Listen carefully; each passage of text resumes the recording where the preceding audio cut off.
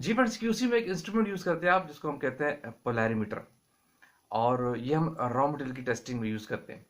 लेकिन इस पे एक सवाल बड़ा इंपॉर्टेंट ये है कि हमें कैसे पता चलेगा कि किन रॉ मटेरियल में हम ये टेस्ट परफॉर्म करते हैं, और कौन से ऐसे रॉ मटेरियल में जिसमें हम ये टेस्टिंग करते हैं पोलैरिटी मीटर वाली, जिसमें हम ऑप्टिकल रोटेशन नोट डाउन करते हैं। तो उन रॉ मटेरियल के नाम बताना और उन रॉ मटेरियल को काउंट करना तो वैसे बहुत डिफिकल्ट है, लेकिन कुछ लॉ है, कुछ रूल्स है। अगर ये वो कंपाउंड्स, वो रॉ मटेरियल जो इस रूल के अंडर आते हैं, उनमें ये ऑप्टिकल टेस्ट अप्लाई करते हैं, उनमें ये पोलैरिटी मीटर का टेस्ट होता है। अब वो रूल क्या है और वो लॉ क्या है, उसको हम देख लेते हैं। देखिए, पहले तो ये देख लेते हैं कि ये टेस्ट होता क्या है। जो आपका ऑप्टिकल रोटेशन यानी पोलैरिमीटर का जो टेस्ट होता है, इसमें आप चेक क्या कर रहे होते हैं, जो आपकी एक ऑर्डिनरी लाइट होती है, यानी एंगल ऑफ रोटेशन नोट करते हैं, यानी लाइट कितने परसेंट रोटेट कर रही है अपने एंगल से, उस चीज़ को आप टेस्ट करते हैं, इसको हम ऑप्टिकल रोटेशन कहते हैं। अब होता क्या है, थोड़ा सा इसको समझ लें। ये टेस्ट में जैसे कोई ऑर्डिनरी लाइट होती है, कोई भी आपके पास एक बल्ब लगा हुआ है घर में किसी जगह पे, जो रेडिएशन सोर्स होती है, वो लाइट चारों डायरेक्शन पे मूव करती है, यहाँ भी जा रही है, वहाँ भी जा रही है, हर तरफ जाती है, उसको हम ऑर्डिनरी लाइट कहते हैं। जब वो किसी थ्रू प्रॉपर चैनल या प्रिज्म से गुजरती हैं, या लेंस से गुजर के एक सिंगल वे में मूव कर रही हो थ्रू प्रिज्म आफ्टर फिल्टर के बाद, तो उसको हम पोलराइज लाइट कहते हैं। वो प्लेन पोलराइज लाइट कहलाती है। ठीक है, ये होता है, उस इंस्ट्रूमेंट में सिस्टम लगा होता है। जब ये प्लेन पोलराइज लाइट एक एंगल को किसी सैंपल से रोटेट करने के बाद किसी एक डायरेक्शन में मूव करती है, कितने परसेंट रोटेट करती है, इसको हम ऑप्टिकल रोटेशन कहते हैं। और ये जो कितने परसेंट रोटेट हुई, कितना इसमें एंगल फॉर्म हुआ, इसको हम एंगल ऑफ रोटेशन कहते हैं। ये इसकी साइंस है, थोड़ी सी क्लियर। अब आपको ये टेस्ट समझ आ जाना चाहिए, ये टेस्ट बेसिकली होता क्या। अब ये सवाल कि किस किस इंस्ट्रूमेंट में हम लगाते हैं और कैसे पता चलेगा, तो इसके लिए कुछ रूल्स हैं।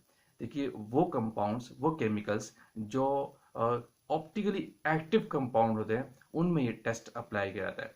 अब फिर एक सवाल कि ऑप्टिकली एक्टिव कंपाउंड्स कौन से होते हैं। तो जो भी ऐसा कंपाउंड है आपका लेबोरेटरी में, केमिकल आप यूज कर रहे हैं, जो कायरल हो, बाय नेचर कायरल हो, जो कायरल कंपाउंड होते हैं, उन पे आप ऑप्टिकल रोटेशन का टेस्ट अप्लाई करते हैं। अब कायरलिटी के लिए कुछ कंडीशन है, यानी जो कंपाउंड है, वो उसके जो कायरल कायरल होने का जो क्राइटेरिया है वो क्या है, वो भी आपको समझना जरूरी है, तभी वो ऑप्टिकली एक्टिव होता है। तो जो भी कायरल कंपाउंड होता है, उसके जो लेट्स सपोज कार्बन कार्बन है, फॉर एग्जांपल मीथेन है आपके पास, तो ये ऑप्टिकली एक्टिव काउंट नहीं होता। अगर कार्बन के चारों वैलेंसी पे सेम मॉलिक्यूल लगाओ, सेम एटम लगाओ, तो वो ऑप्टिकली एक्टिव नहीं होता।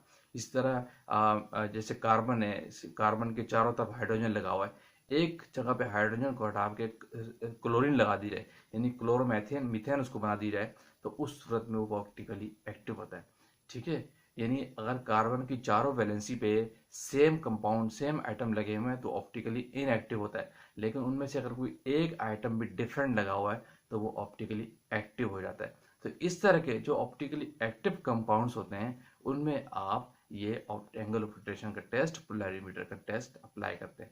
और ऑप्टिकली एक्टिव जब कंपाउंड होता है, तो वो इसके मीन्स के वो कायरल काउंट होता है। जो कायरल कंपाउंड होते हैं, उन पे आप एंगल ऑफ रोटेशन का टेस्ट लगाते हैं, उनके उनके ऊपर आप ऑप्टिकल रोटेशन का टेस्ट लगाते हैं, उनके लिए आप पोलैरिमीटर का इंस्ट्रूमेंट यूज करते हैं।